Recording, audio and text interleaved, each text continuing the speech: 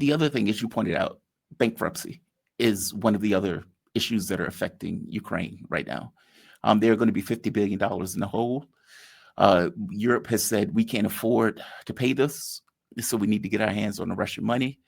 Up to this point, Euroclear has went so far as to say we will sue the European Union if they try to confiscate the Russian money, which is because like, they would be held responsible. They don't want to be held. They will sue the Belgian state. We'll see the EU. If anyone, because they're getting desperate, because the pressure on them is just, I'm sure, reaching unfathomable proportions from Brussels, from von der Leyen, and the technocrats there.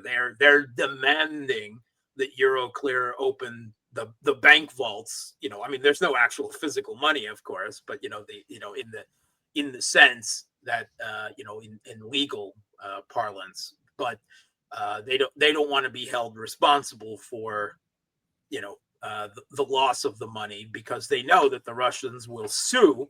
And even, I mean, no one believes that any court in Europe would find in Russia's favor in this, but Euroclear has assets all over the world, and lots of them in Asia, of course, because Asian global economy, and there, courts would, actually follow the rules as written when it comes to the international law of sovereign wealth and everything, and they're afraid that Euroclear's assets will be appropriated in response by that as a result of court action in Asia.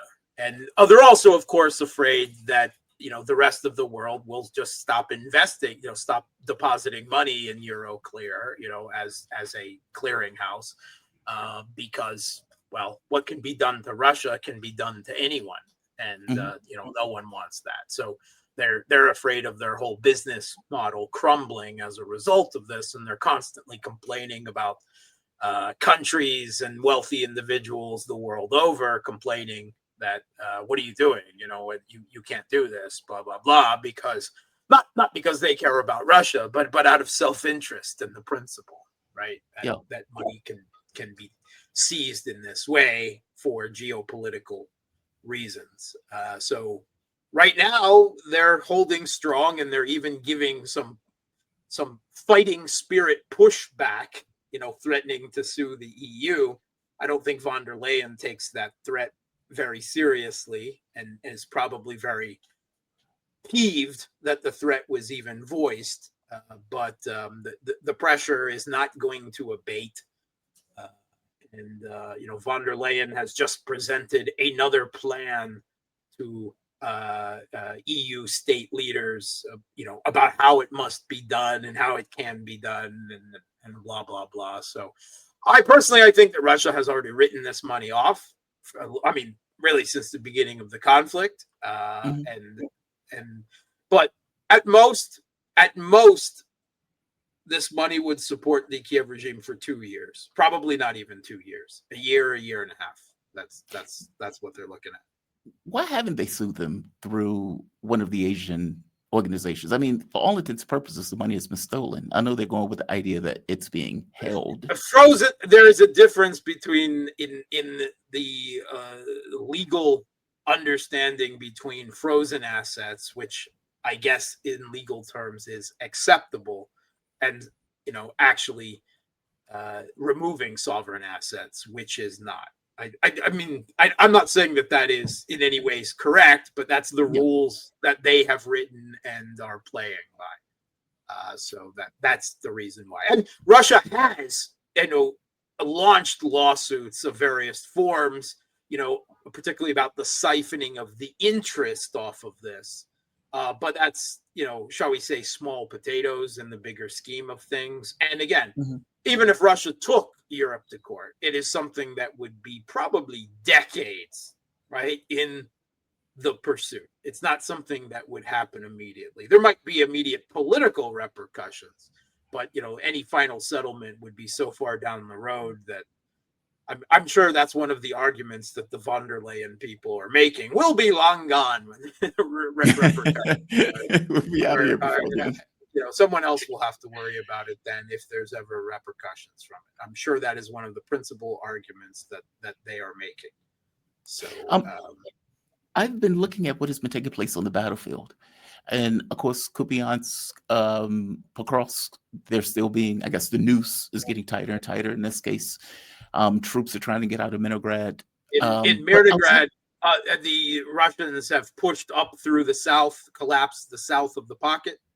And right now, it's really just the center and the west that the Kiev regime is holding on to, the Kiev regime forces there. And again, they've got to be absolutely critically short of ammunition, food, water, everything else at this point. I don't know how many troops are left alive at this point, but I can't tell you how many videos I've seen of buildings that they've been inhabiting in southern Mitrograd being one by one fabbed out of existence. Wow. Just, boom, the entire building gone. Boom, boom, right? I've seen multiple such videos. So, I've also seen social media posts by Kiev regime commanders talking how, again, despite all the mythology, the copium about high Russian, yes, but what's the cost? High Russian casualties. There was another Ukrainian commander reporting, that we're wiped out and we never see the enemy. We're fabbed, we are droned, all right, and we are shelled by artillery, and we never even get to see the enemy, which puts the lie to the whole. Russia is suffering huge casualties. They're only winning because of mass meat wave assaults and the valiant Ukrainian defenders slaying 100 orcs to the man. That sort of mythology that the Western mainstream media has built up and has never yet and probably never will abandon. I mean, that's probably the way their history books will be written. That wave attacks. Yeah. It's not that way at all. That's why one of the reasons why it takes so long and makes some people very impatient is because Russia is absolutely minimizing their casualties. From my understanding, it's like trickle attacks. Like one of the guys went to Ukraine, came back, and was given this kind of breakdown of what it looks like on the battlefield. Yeah. And Simplicus also did this kind of breakdown. It's like 2 and 3 people. Yeah, I did it in my own channel. I did an in focus video on this about a month ago. Infiltration tactics. You want to call it trickle tactics? That's another acceptable term. And it's basically a result of modern warfare with drones and 24/7 satellite and drone reconnaissance and everything. And the high degree of precision long-range strikes on either side. Now, Western military doctrine is all premised on, their Jedi art of combined arms maneuver warfare, where you gather all of your assets in one big punch, armor, mechanized troops, everything defended by air power. And then you blow through the enemy's lines and you cut them off and you break their defenses and everything. And that was the whole idea behind the 2023 NATO planned offensive that Russia crushed. Although it has to be said, of course, that the Kiev regime didn't have the air power component of that. But it doesn't work in modern warfare now. I mean, if you want to call it postmodern warfare, if that helps you picture it. But in the age of drones and long-range precision strikes to the degree that they are, you can't gather big critical forces of equipment and men together because they are immediately identified and hit, right? Hit by HIMARS or tornadoes on one side or the other, hit by FABs, by glide bombs, by long strike drones, by FPV drones, right? You can't do it. They just wiped out, and that's why Russia has, to a very significant degree, simply really reduced the amount of tanks and infantry fighting vehicles and APCs and everything else it's using on the contact line.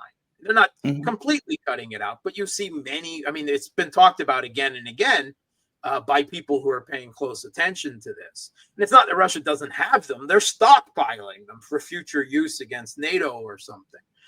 But there was an article in the Independent talking about exactly about this right now by Western military thinkers, saying that the problem is that NATO is behind and they don't understand modern warfare, and if they don't understand what's happening in Ukraine, and if they try to go to war with Russia, they'll be destroyed right now Wow. because they just don't understand this. So the idea is behind the infiltration tactics is that you put 2 or 3 groups, very small groups of people that can have the best chance on foot, right?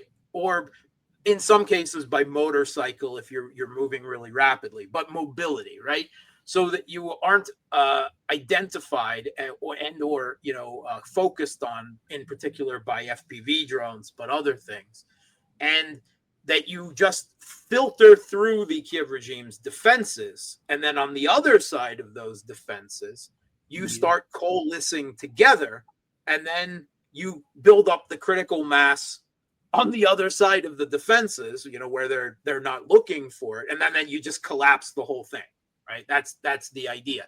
And Russia's had very good. This has been what Russia has focused on since really late spring, right? For most of this year has been success with these tactics, and yes, it takes a long time. But again, it minimizes casualties, it minimizes attrition of equipment, and it's shown success. Now, Russia didn't invent this. In fact, in the latter stages of the 2023 Kiev regime summer offensive in the south, after NATO's combined arms maneuver warfare failed,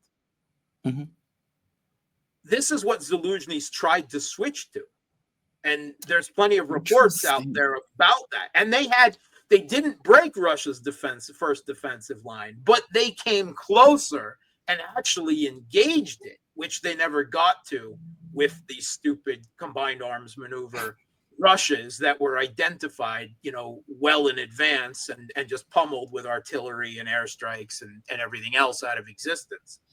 Now, the difference is that Russia had a very well-fortified, well-manned defensive line, and they couldn't infiltrate effectively. They couldn't filter through. They were identified, stopped.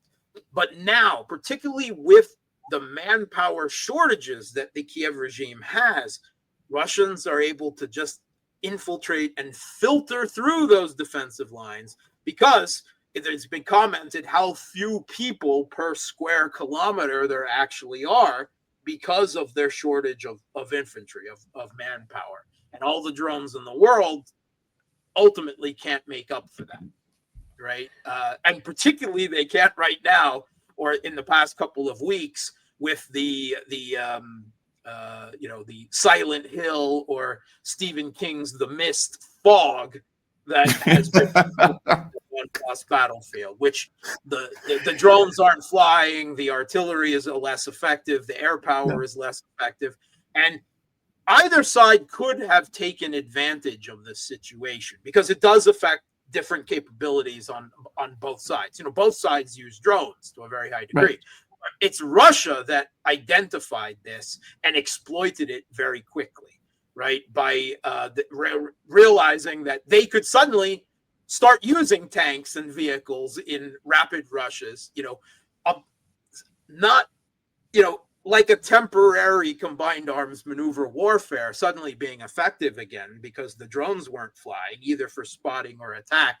And a case of that is Novopavlovka in the Zaporizhzhia region, where Russia just, rapidly advanced tens of kilometers right through a major stronghold with tanks and everything, like almost from a previous war, because they were able to do so because the reconnaissance and the long range strikes with drones or otherwise, couldn't identify them. So it's only temporary, but they have exploited that situation it can be expected this time of year, like the mud, like everything else. It's an environmental factor that can be expected, right? It's a little more extreme than usual, right? But Mhm. not outside, the realm of imagination. And Russia quickly identified it. Maybe they were even prepared for it and acted on it. But Took that's advantage. what Russia's tactics are, other than this particular fog situation, is infiltration. And it Is, has worked for them for the last 8 months. is it fair to say that the Zaporizhzhia line is fundamentally collapsed? I mean, What Russia's line? taken. What line? What line? Yeah, I guess that's kind of my point. There's, Yeah, what is it, the Malaya Tamachaka, there's Malaya the Tamachka. Rova Yeah, Napolia. Malaya means small. Malaya Tamachka. Yeah. Mm-hmm. Okay, Rova Napolia, that's another one. And apparently Rovnapil. there was, Mm-hmm. Rovnapil. Yeah. and Yablovoka. I'm sorry, Yeah. I'm butchering this name. That's okay. Don't worry about it. These are small settlements. That's part of the problem with the conflict right now, is that Russia's forces are moving so fast that you don't even get to learn the names of the settlements before they're already in the tactical rear. But they did Right? this in 24 hours. Yeah. Yes. Settle. Yeah. And just in that direction, 8 settlements. Right? Wow. Just in the Zaporizhzhia area over the weekend, 8 settlements. So yes, very rapid advances. Yes, Russia has had huge success, with what they're doing around Pokrovsk, Mirnograd, right, and Kupiansk, and other places, Liman, Seversk, and so forth. But it is in Zaporozhia the last week, both in West Zaporozhia and in East Zaporozhia, right? In the Orehov direction, but also in the Gulai-Polya direction. So two different sides of the Zaporozhia front, if you were. But yes, the Kiev regime's defenses are just crumbling there. It's hard to tell whether they are actually retreating by order or whether the troops are just retreating.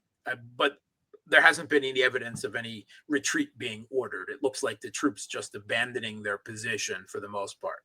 And this is a consequence of Russia's, it's again, the butcher's bill of Russia's war of attrition is coming due.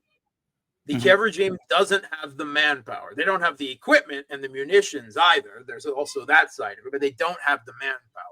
And in order to try to slow the Russians down in Pokrovsk, and now this desperate attempt to try to break the cauldron open to get their people out, right, in the Pokrovsk, Mirnograd, and the Kupiansk cauldrons, again, they're stripping more and more forces from other fronts.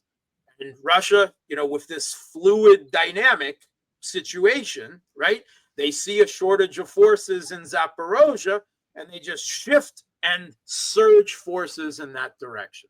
And that's why they're having the success they are. It's because the Kiev regime further stripped, to try to, plug gaps in other areas, or these absolutely absurd and, self-defeating counterattacks, very late in the day, that they always wait. They never accept the military necessity with withdrawing their troops, to a more defendable position out of political reasons. And then they leave them too late. And then they exhaust even more troops in failed attempts to break them out. They've just done it again and again and again, and they keep doing it. And in this case, they don't have any more reserves to draw on. So they're having to strip entire other front lines that have already been stripped several times before of even more people. And that's why Zaporozhia is now crumbling, right? Wow. And I mean, they're that far from what I would identify as collapse. And I never use that word. Yeah, you don't like the term. I don't like that term, right? Because people throw it around like it's some magic phenomenon, some line that you cross and then it's all over. I don't like that. And they haven't collapsed. They've had some, you could say, local collapses. Perhaps you could argue that, but there hasn't been no military collapse. And even now, I see crumbling, but it's that close, right? That I would seriously consider, at least in the Zaporizhzhia direction, to use that word, because I don't see them reforming a defensive line. I mean, Orehov, I guess, in Western Zaporizhzhia is their best bet, but I don't believe the defenses there are properly manned or built in the first place. They just aren't prepared for it. They aren't prepared for it. Last question. Putin apparently had talks with Netanyahu over the Gaza peacekeeper issue. This is supposed to be going to the UN Security Council. I have to be honest. What time is it? Okay, yeah, a few minutes. I have to be honest. I am very confused with the relationship between Russia and Israel, especially considering Israel is this kind of proxy of the United States. But it seems that Russia maintains Russia and Turkey, Russia and everything. Like, Russia doesn't have this "you're either with us or against us" foreign policy. They don't. Well, Turkey, right? I get. I mean, that's kind of the devil that you are just stuck with for the time being. It's the same thing with Israel, right? Now, there was a situation like before 2022, even maybe a little bit before that, right? Even 7 years ago, say, where Russia was still genuinely interested in genuine good relations with Israel, right? There's a lot of former Soviet citizens in Israel, right? Yes. There's a lot of them, right? And particularly not Netanyahu himself, although he himself, of course, is Polish, but with a lot of his coalition, right? Their electoral base is a lot of former Soviet, Jews, right? I mean, I say Jews, of course, the majority of Israeli society is actually secular, right? That's something that is shown statistically, but never really admitted to. But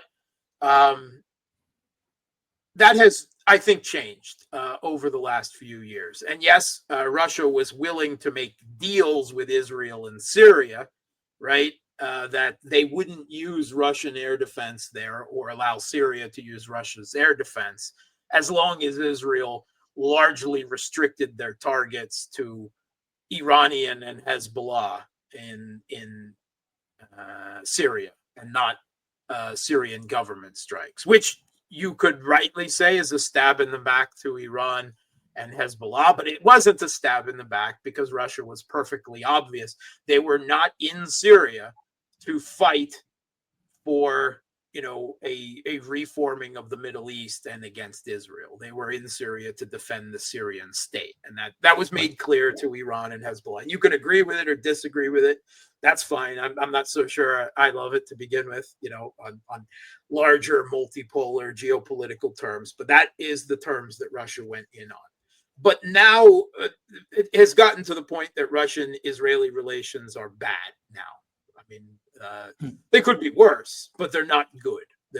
And it's, again, a large part of this, this U.S. forcing everything to "you're either with us or against us" kind of thing. Now, but right. Russia never doesn't talk to anyone and is never not willing to make pragmatic, realpolitik, realist interest, national interest focused deals with everyone. And I mean, that's what we're seeing right now in this conversation. I know there's lots of people who want to believe that the Kremlin is ruled by secret Zionists, and there's some secret Zionist conspiracy between Jewish Putin and Netanyahu to take over the Middle East, or some other absolutely batshit conspiracy theory pablum that has been put out there by some people. None of it is in the slightest has any relation to reality. It's a lot less dramatic than that. It's a lot more morally gray, and it's simply pragmatic, realpolitik, realist, focused interests. In this case, I don't think Russia actually believes that any of this is going to happen. But they don't believe peacekeepers. What they have put forward is that, I just playing the diplomatic elder statesman, right? The adults in the room, and saying that if peacekeepers are put in Gaza, that there should be no U.S. proxy temporary quote unquote government over Palestine, that it should be Palestinians from the beginning. Even that's what they're arguing with their draft. And that is not acceptable to Israel. So the whole thing is not going to go anywhere. But again, Russia is just being the adults in the room at the United Nations with this. They've been largely, while having a role in every, the quartet, every previous vision of solving, or putting off the Palestinian-Israeli conflict, they're now being completely shut out of the process by the U.S. and Israel, because they don't matter anymore as far as they're concerned. I see. This is them attempting to remind everyone that they're still in the room and that this is unacceptable to the rest of the world. But ultimately, Russia doesn't really have much leverage in this particular situation. And I don't think they seriously believe that this whole thing is going to work anyway. I mean, there is no ceasefire on the ground in Gaza, in Lebanon, anywhere with Israel. So, I mean, take it all with a grain of salt. I think there's a degree of going through the diplomatic game in all of this. I see. Mark, you are fantastic. Great breakdown, as always. Always appreciate you joining me. The audience loves you. I think you're fantastic. Not everyone. I know you out there. Well, what do you mean? My audience loves you. I mean, we're up to. There's always some haters. Right? That's look. I have trolls that come to my channel just to troll me on my own channel. That's just life, right? But no, man, great analysis as always. Mark Sleboda, International Relations Security Analyst. You can find Mark on Boosty, Boosty, under Realpolitik with Mark Sleboda. Definitely check him out. All of his content and interviews are on Boosty, where you can register for it. Mark, you have a fantastic rest of your day, man. Thank you for this. You be safe. Thanks for having me. Bye-bye. All right. I always like to say Mark is the best in the